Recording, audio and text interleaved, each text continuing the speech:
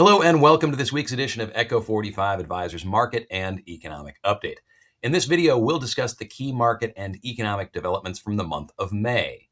This includes new stock market highs, rising interest rates, and a leadership transition at the Federal Reserve. May was a strong month for investors, with major indices reaching new all-time highs. At the same time, the bond market faced some headwinds from inflation concerns and rising long-term interest rates. On top of all that, the Fed welcomed its first new leader since 2018. There is a lot to cover, so let's get into it.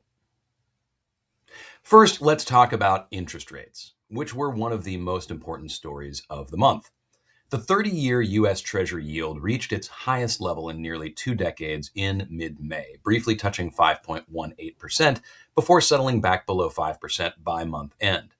This move was driven largely by inflation data coming in above expectations, with both consumer and producer prices rising more than anticipated, largely due to energy costs.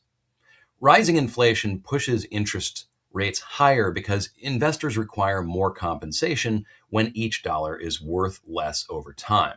For consumers, higher rates translate directly into more expensive mortgages and personal loans. For businesses, it raises the cost of financing operations and growth. That said, there is a silver lining. Higher yields mean that bonds are now offering more meaningful income than they have in many years, which can be a real benefit for diversified portfolios going forward. It's also worth keeping some perspective here. Interest rates have been very difficult to predict over the past several years, and they remain well below the levels many feared when inflation was running much hotter. The situation in Iran continues to evolve, and oil prices have come down somewhat, which helped rates to moderate later in the month. Despite the pressure on bonds, the stock market reached new all-time highs. In fact, the S&P 500 has experienced 22 new highs this year as of the end of May. This strong performance has fueled enthusiasm for upcoming initial public offerings, or IPOs. While many investors naturally focus on the initial price movements when companies go public, the benefit to long-term investors is that it broadens the opportunity set. If you consider large tech companies today, it wasn't the IPO that mattered, but how they've performed over the decades since then. As this chart shows, the S&P 500 price-to-earnings ratio is currently around 20.9. That's well within the range of recent years, and it reflects the fact that strong corporate earnings growth has helped keep valuations relatively stable even as prices have risen. That said, current valuations remain well above long-term historical averages. Elevated valuations don't tell us what the market will do in the near term, but they are an excellent consideration for portfolio construction over the long term. Maintaining balance across sectors, company sizes, and investment styles can help investors manage risk while still participating in the market gains. Finally, let's discuss the leadership transition at the Federal Reserve.